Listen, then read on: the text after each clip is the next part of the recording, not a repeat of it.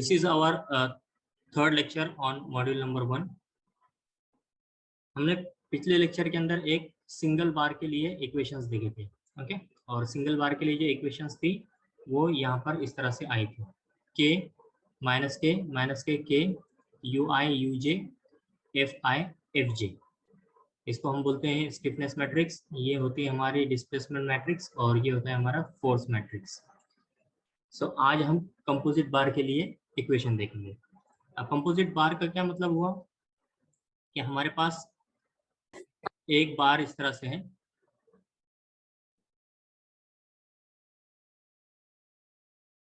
ठीक है, और उसके साथ में ही हमने क्या किया है, दूसरा एक बार अटैच किया हुआ है, ओके। और इसका जो एक एंड है इस साइड में, इसको फ्री किए और यहाँ पर हमने पी फोर्स को अप्लाई किए, ठीक है। अब ये जो बार होगा इसके अंदर दो कंपोनेंट्स है, एक तो बार नंबर 1 ये रहेगा और ये सेकंड बार रहेगा, ओके। अब ये हो सकता है कि ये दोनों बार सेम मटेरियल के बने हों या फिर अलग अलग मटेरियल के बने रहेंगे, ठीक है। कंडीशन नंबर 1 क्या रहेगी, एक तो ये सेम मटेरियल के हो गए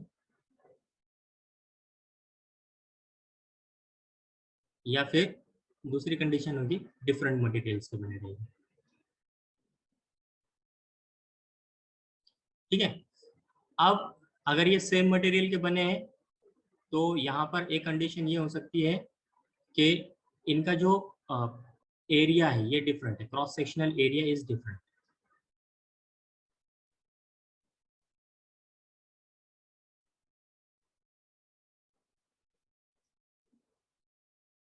ठीक है।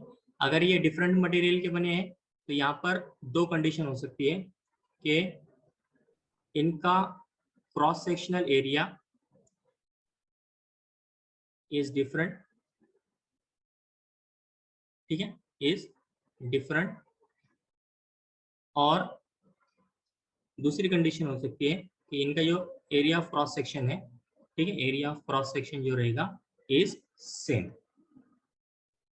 ठीक है। जब area of cross section same रहेगा तो ये बार कैसा रहेगा, ये बार नंबर 1 का जो एरिया है वही बार नंबर 2 का एरिया रहेगा, सिर्फ यहाँ पे डिफरेंस रहेगा इसके मटेरियल के अंदर।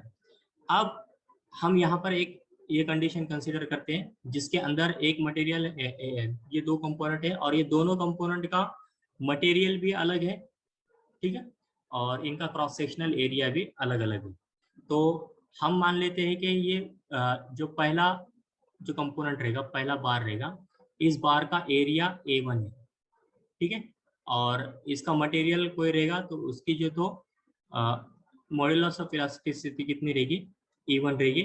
और इस मटेरियल की जो तो स्टिफनेस की वैल्यू भी क्या है, ये डिफरेंट रहेगी, ठीक है। और ये यहाँ से लेके यहाँ तक क्या है, इसकी लेंथ है, that is L1 length, okay. दूसरी कंडीशन यहाँ पर ये जो हमारा है सेकंड बार, इसका एरिया A2 रहेगा, इसकी मॉड्यूलस ऑफ इलास्टिसिटी कितनी रहेगी, E2 रहेगी, इसकी स्टिफनेस कितनी रहेगी, K2 रहेगी, और इसकी जो लेंथ है यहाँ से लेके यहाँ तक ये रहेगी L2, ठीक है। और इसके एंड पे हमने क्या किया, यहाँ पर एक फोर्स अप्लाई किए और जो फर्स्ट मटेरियल है इसका इस एंड को हमने क्या किए, यहाँ पर रिजिडली फिक्स कर दिए, ठीक है। अब हमको सबसे पहले क्या करना है, ये जो असेंबली है इस असेंबली को डिस्क्रिटाइज करना है, क्योंकि हम क्या कर रहे हैं, FEA के हिसाब से इस प्रॉब्लम को सॉल्व कर रहे हैं, ठीक है। तो डिस्क्रिटाइज करेंगे हम। डिस्क्रिटाइज करने के लिए हम क्या करेंगे, इसको मान लेंगे इस तरह से एक बार रहेगा, ठीक है। यहाँ पर ये जो पॉइंट है, इस पॉइंट के ऊपर एक नोड है, इस पॉइंट के ऊपर एक नोड है, ठीक है, और इस पॉइंट के ऊपर क्या है, एक नोड है, ओके। तो ये रहेगा नोड नंबर 1, ये रहेगा नोड नंबर 2 और ये रहेगा नोड नंबर 3, ओके। तो इस हिसाब से हम क्या करेंगे, इसको डिस्क्रिटाइज करेंगे। यहाँ पर आगे हमारा नोड नंबर 1, ये आगे हमारा नोड नंबर 2 और ये आगे हमारा नोड नंबर 3, और ये डिस्क्रिटाइजेशन के लिए कौन सा एलिमेंट रहेगा, बार एलिमेंट, ठीक है। तो जिस तरह से हमने सिंगल बार को देखा था कि इसके दोनों एंड के ऊपर क्या थे, नोड्स थे, तो वैसे ही यहाँ पर ये फर्स्ट एलिमेंट के दो नोड आ गए 1 एंड 2, ओके, और ये सेकंड एलिमेंट के यहाँ पर दो नोड आ गए 1 एंड 2।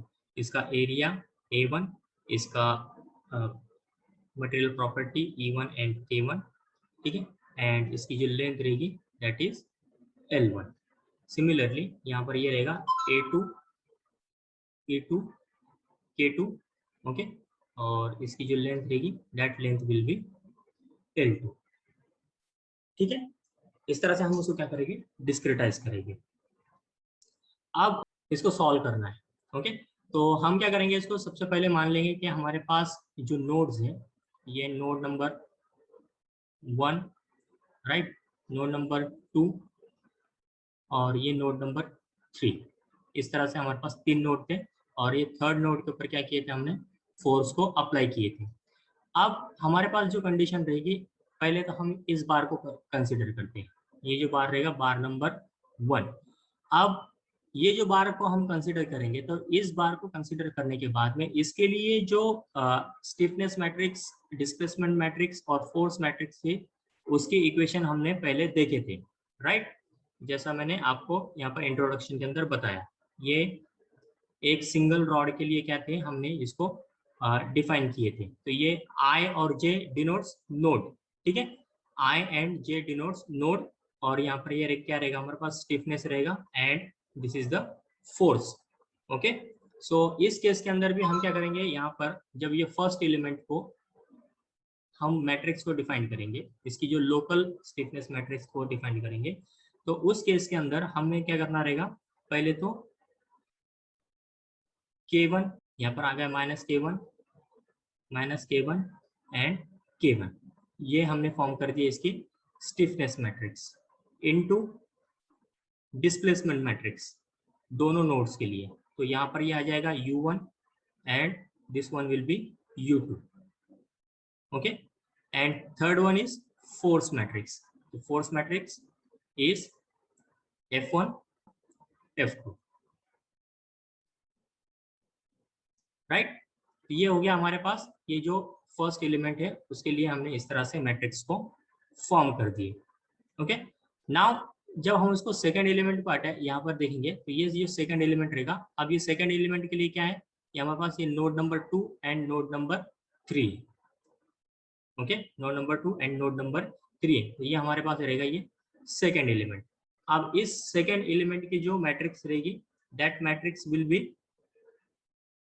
कैसी रहेगी, इसकी स्टिफनेस रहेगी K2, यहाँ पर ये आ जाएगा K1, sorry K2, this one is minus K2 and this is K2, right, and यहाँ का डिस्प्लेसमेंट और इस पॉइंट का और इस नोड का displacement that is U2 and U3, ठीक है, इज इक्वल टू ये आ जाएगा F2 एंड F3।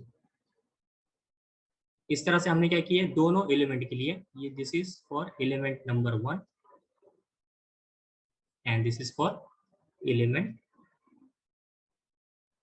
2, ठीक है। और यहाँ पर जो K की जो वैल्यू है, K की वैल्यू क्या रहेगी, K इज K1, अगर हमने देखे तो K1 की वैल्यू क्या थी, A1 E1 divided by L1, right, और जो K2 था, K2 is nothing but A2 E2 divided by L2, ठीक है। तो हम इसको K2 को इससे भी रिप्लेस कर सकते हैं यहाँ पर, ओके। तो अब ये हमारे लिए हो गया क्या, एक अलग अलग लोकल जो तो मैट्रिक्सेस हमने फॉर्म कर दिए for element number 2 and element number 1, okay. अब हमको क्या करना है, ये दोनों जो मैट्रिक्स हैं, ये दोनों मैट्रिक्स को यहाँ पर इसके साथ में अटैच करना है, इसके साथ में क्या करना रहेगा, अटैच करना रहेगा। अब इसको अटैच करने के लिए हम क्या करेंगे, पहले तो कंसीडर करेंगे कि हमारे पास ये एलिमेंट नंबर 1 है, sorry node number 1, this is node number 2, 1 2 and this is node number 3 और इस नोड के ऊपर हमने क्या किए, फोर्स अप्लाई किए। ठीक है, तो अब यहाँ पर ये जो पॉइंट है, इस पॉइंट पे का एक डिस्प्लेसमेंट रहेगा, दैट इज u1, जैसे हमने अभी देखा मैट्रिक्स में पुट किया, u2 and this displacement is u3, right. Similarly यहाँ का जो फोर्स रहेगा that is F1, F2 and F3। यहाँ पर इस तरह से 3 फोर्सेस आ जाएगी। तो अब हम जब यहाँ पे इसको मैट्रिक्स को फॉर्म करेंगे फॉर फर्स्ट एलिमेंट, तो ये फर्स्ट एलिमेंट को मैट्रिक्स को फॉर्म करने के वास्ते जैसा हमने अभी पिछले इक्वेशंस देखे, तो this one will B K1, this is minus K1। ठीक है, यहाँ पर अगर हम देखते हैं इसके u1, u2 and u3 is equal to F1, F2 and F3। अब मान लो कि हमने यहाँ पर क्या किया है, सिर्फ एक ही एलिमेंट को कंसीडर किया हुआ है, ओके, जो फर्स्ट एलिमेंट है हमारा, और ये सेकंड एलिमेंट को हमने अभी तक इसमें अटैच नहीं किया। तो मुझे बताओ कि जो थर्ड जो एलिमेंट रहेगा मैट्रिक्स का, ये इसकी वैल्यू कितनी रहेगी।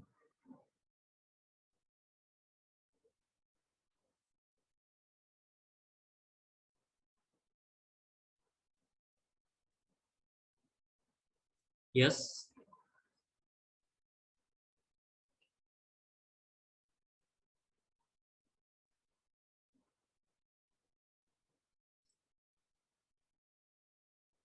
ये समझ में आ रहा है कि आपको K1 माइनस K1, ठीक है, ये फर्स्ट एलिमेंट के लिए आ गया।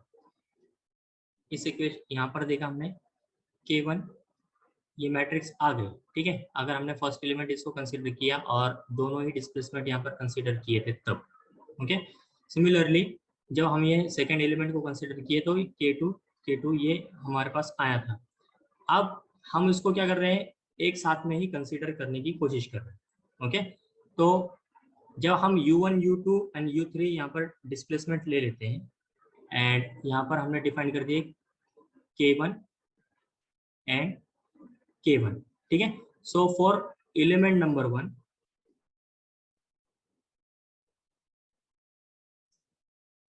ये जो थर्ड एलिमेंट रहेगा दैट विल बी 0, ठीक है,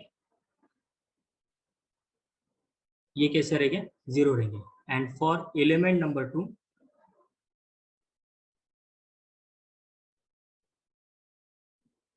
हम क्या करेंगे, इसको कंसीडर करेंगे किस तरह से, यहाँ पर हमारे पास ये नोड 1 रहेगा, ये नोड 2 रहेगा, एंड ये हमारे पास ये नोड 3, और इसके बीच में का ही एक एलिमेंट है। फर्स्ट एलिमेंट को हम इस केस में कंसीडर नहीं करेंगे। तो जब हम ये ओवरऑल मैट्रिक्स बनाएंगे इसकी, तो दैट विल बी, जो फर्स्ट एलिमेंट्स रहेंगे वो कैसे आ जाएंगे, यहाँ पर जहाँ जहाँ पे हमने अभी ये थर्ड एलिमेंट्स देखे थे, ठीक है, ये क्या थे, 0 0 थे। सो यहाँ पर ये फर्स्ट जो एलिमेंट्स रहेंगे that will be equal to 0, ठीक है। अब जो सेकेंड एलिमेंट रहेगा that will be K2 minus K2 minus K2 and K2, okay. और हम क्या करेंगे, इसको डिस्प्लेसमेंट मैट्रिक्स को यहाँ लिख देंगे, U3, F1, F2 and F3, okay.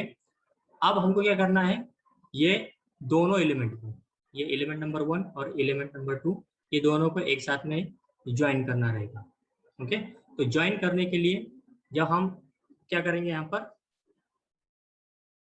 Matrix का एडिशन करेंगे, ठीक है। तो ये मैट्रिक्स का जब एडिशन करेंगे हम, तो हमारे पास देखो यहाँ जो एलिमेंट्स हैं, ओके, मैं यहीं पे आपको बताता हूँ। जब मैं इस स्टिफनेस मैट्रिक्स को ऐड कर रहा हूँ इसके साथ में, ओके, तो ये दोनों के अंदर कॉमन क्या चीज रहेगी,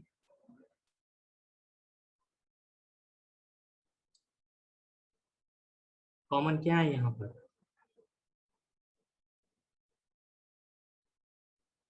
मेरी आवाज आ रही है क्या।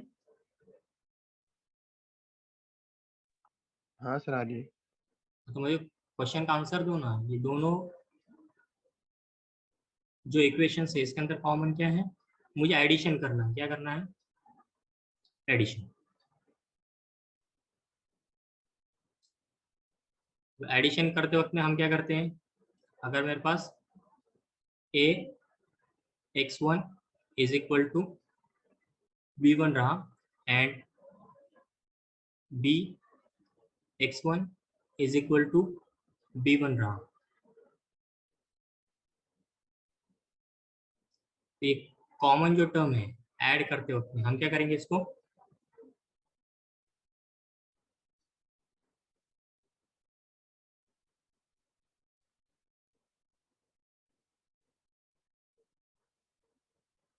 मल्टीप्लाई।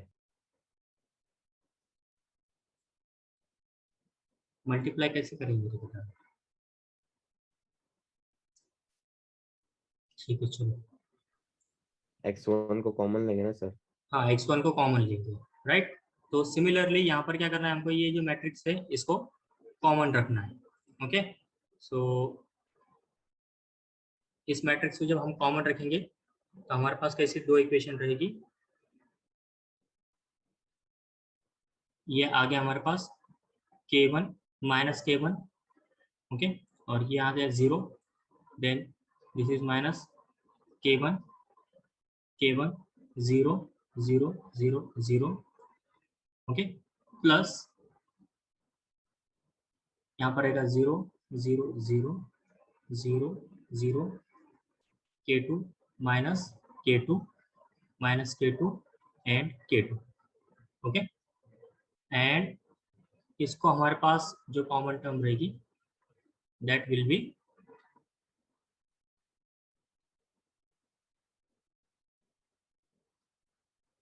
u1 u2 u3, है ना, इज इक्वल टू, अब यहाँ पर फोर्स हम f1 f2 एंड f3 लेंगे, ओके।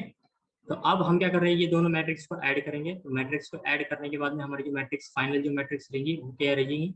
k1 से इसको हमने इसके साथ में ऐड किए, दैट विल बी k1, इधर इसके साथ में ऐड किए that is minus k1, and ये 0 को इसके साथ में ऐड किए देन 0, ओके। सिमिलरली यहाँ पर आ गया ये माइनस k1, सेकेंड एलिमेंट को इस एलिमेंट के साथ में ऐड किए then k1 plus k2, 0 plus minus k2, so this will be minus k2, right. Third is 0 plus 0 0 0 plus minus k2 minus k2 0 plus k, sorry k2, तो यहाँ पर ये आ जाएगा k2, ओके।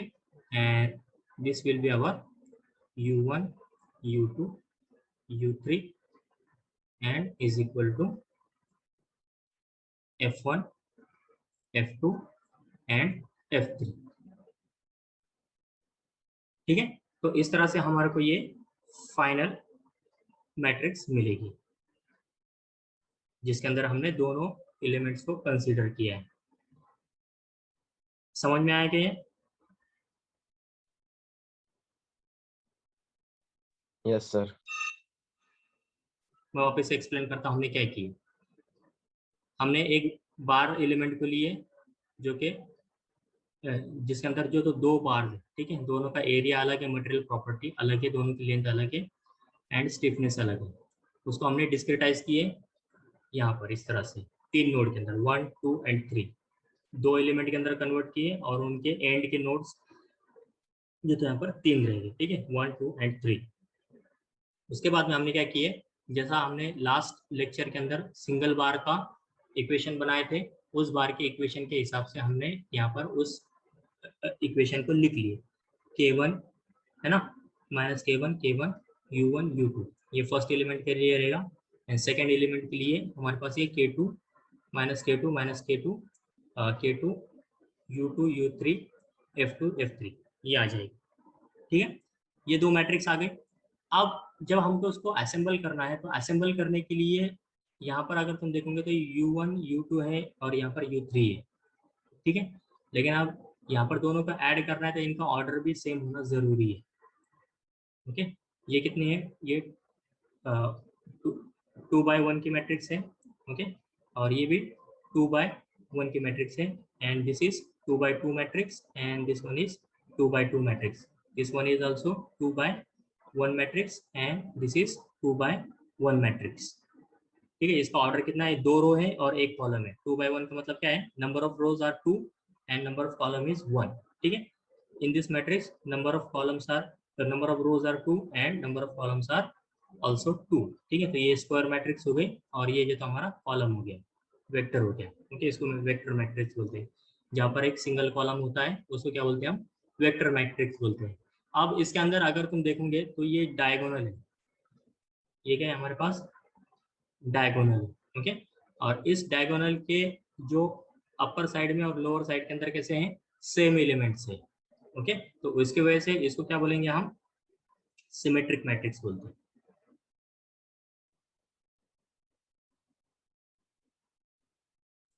ठीक है, तो हमारी जो स्टिफनेस मैट्रिक्स होती है ये कौन सी टाइप की मैट्रिक्स फॉर्म होती है, सिमेट्रिक मैट्रिक्स फॉर्म होती है। ओके, नेक्स्ट हमको जब यहाँ पर इन एलिमेंट्स को ऐड करना है, 3/3 की मैट्रिक्स बना लिए, यहाँ पर ये 3/3 की and this is 3/1 and this one is also 3/1। Similarly यहाँ पर हमें क्या किया, 3 एलिमेंट है इसलिए 3/3 की मैट्रिक्स बना लिए, सॉरी 3 कंपोनेंट्स है इसलिए 3/3 की मैट्रिक्स बना लिए एंड ये 3/1 and this one is also 3/1।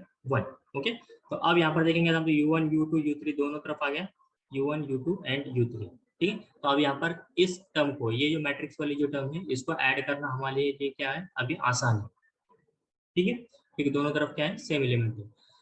अब चूंकि हमने 2/2 मैट्रिक्स को 3/3 मैट्रिक्स में कन्वर्ट कर रहे थे, तो हमारे पास ये जो थर्ड एलिमेंट था, ये थर्ड एलिमेंट फर्स्ट मैट्रिक्स का जो थर्ड एलिमेंट है for first element of the component. ठीक है, ये हमारा जो रॉड था, इस रॉड के लिए क्या आ जाएगा, ये थर्ड एलिमेंट की जो टर्म्स रहेगी ये 0 रहेगी, क्योंकि यहाँ पर क्या है, वैक्यूम है। ठीक है, ये कनेक्शन ये दोनों के बीच में नहीं है, इसलिए ये जो थर्ड एलिमेंट की जो टर्म्स थी वो आ गई 0। ओके, सिमिलरली जब हमने ये सेकंड एलिमेंट के लिए देखा, यहाँ पर देखेंगे ये सेकंड एलिमेंट के लिए जो फर्स्ट एलिमेंट वाला जो टर्म है ये कैसी रहेगी, 0 रहेगी। तो उसके लिए जो first row and first column है इसके अंदर हम क्या करेंगे, जीरोस को पुट करेंगे।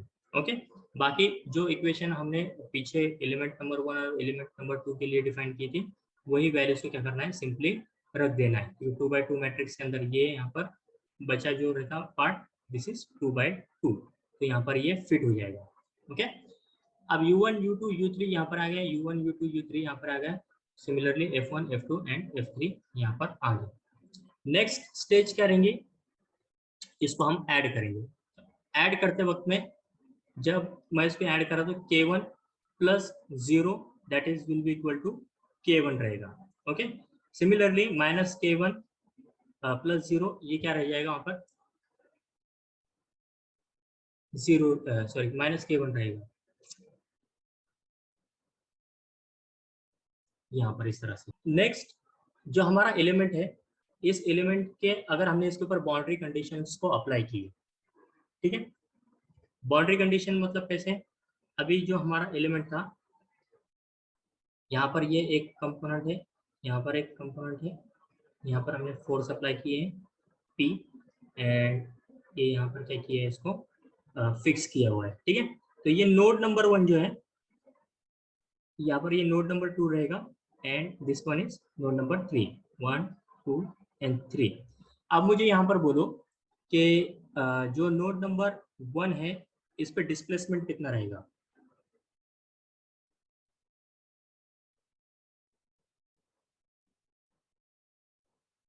डिस्प्लेसमेंट की वैल्यू कितनी रहेगी यहाँ पर नोड नंबर 1 पे, ये फिक्स है ना, फिक्स मतलब क्या है, कितना डिस्प्लेसमेंट रहेगा उसका, 0।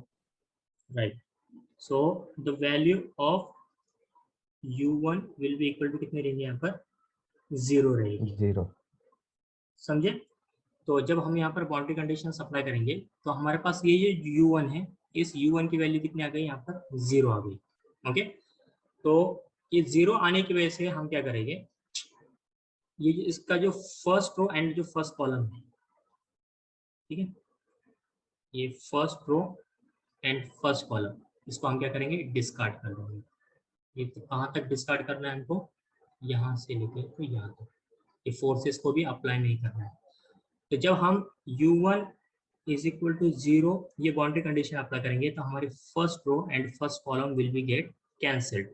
तो बचे हुए वाले कौन से एलिमेंट रहेंगे हमारे, यहाँ से second row and second column से एलिमेंट हमारे बचे रहेंगे। ठीक है, तो हम उसको किस तरह से लिखेंगे,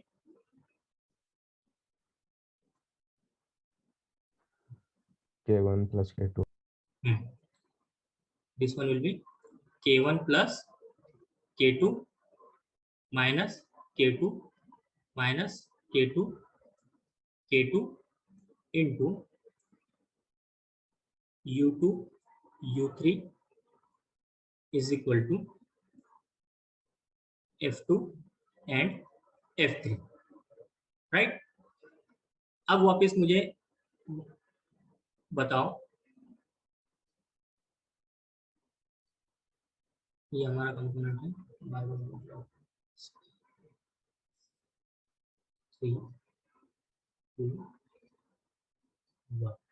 ठीक है। अब इस कंपोनेंट का नोड नंबर 1 तो चला गया, अब बचा ये पॉइंट F2 एंड F3। यहाँ पर तो हमने अप्लाई किया कितना फोर्स, P। ओके, सो अब मुझे बताओ कि ये जो थर्ड पॉइंट है यहाँ पर फोर्स कितना रहेगा, how much force,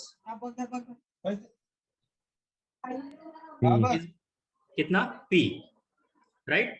so Yes. F3 is equal to कितना आ गया, ये P आ गया। नेक्स्ट, ये जो पॉइंट है 2, यहाँ पर कितना फोर्स रहेगा,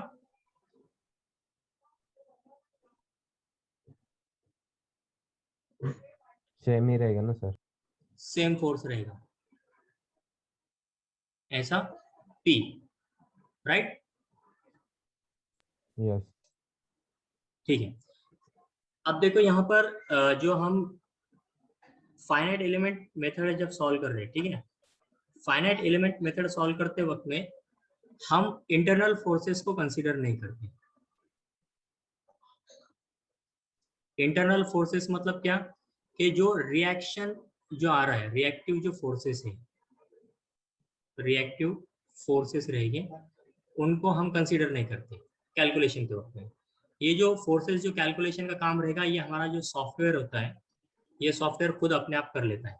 ओके, तो अब ये जो पॉइंट रहेगा, इस पॉइंट के ऊपर जब हम इंटरनल फोर्सेस, अब ये इस फोर्स की वजह से जो हमने एक्सटर्नल जो फोर्स अप्लाई किया है P फोर्स, इसके वजह से ये इंटरनल फोर्स जनरेट हो रहा है, ठीक है। लेकिन FEM के रूल के हिसाब से या FEA के रूल के हिसाब से हम we do not consider the internal forces, ठीक है। तो फिर अब इस केस के अंदर मुझे F2. बताओ कि F2 की वैल्यू कितनी रहेगी, 0. 0। Okay, so this will be 0। So हमारा जो इक्वेशन बनेगा फिर ये रहेगा K1 plus K2 minus K2 minus K2 into U2 U3 is equal to 0 and P। Okay, so इस तरह से हम क्या करेंगे, यहाँ पर बाउंड्री कंडीशंस को अप्लाई करेंगे।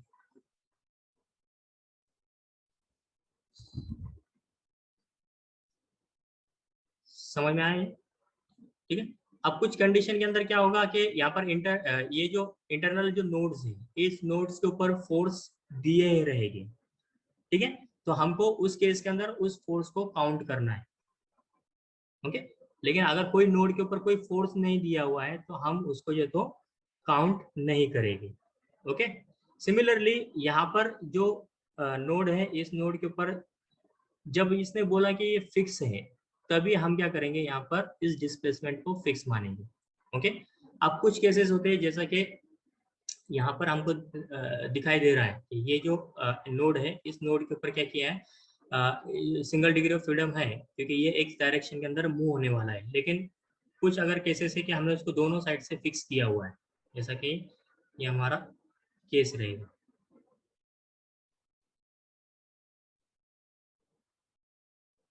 ठीक है, तो इस केस के अंदर यहाँ पर इंटरनल लोड के ऊपर अगर हमने फोर्स अप्लाई किए तो यहाँ का फोर्स क्या हो जाएगा, हमारे लिए 0 रहेगा, वो रिएक्टिव फोर्स रहेगी, वो सॉफ्टवेयर कैलकुलेट कर लेगा। और यहाँ का डिस्प्लेसमेंट और यहाँ का डिस्प्लेसमेंट भी क्या हो जाएगा, उसके लिए 0 हो जाएगा।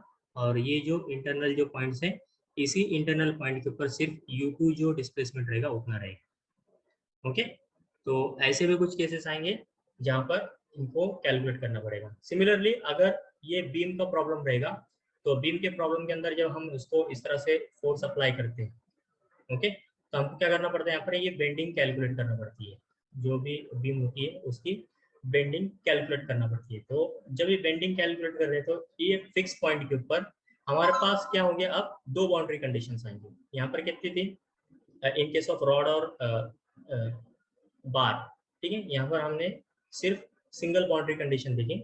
लेकिन जब हम बीम का केस लेंगे तो बीम के केस में जो हमारा फिक्स पॉइंट रहेगा, इस फिक्स पॉइंट के ऊपर दो बाउंड्री कंडीशन रहेंगी। एक तो रहेगी कि यहाँ पर डिस्प्लेसमेंट 0 रहेगी अगर कुछ नहीं दिया है तो, okay, displacement is 0 and second is movement is 0, अगर ये इसका बीम का प्रॉब्लम है तो, ठीक है। और ये बार के या फिर रॉड के प्रॉब्लम के अंदर जब हम एक्शियल फोर्स अप्लाई कर रहे हैं तो उस केस के अंदर ये इस तरह से आ जाएगा। समझ में आएगी?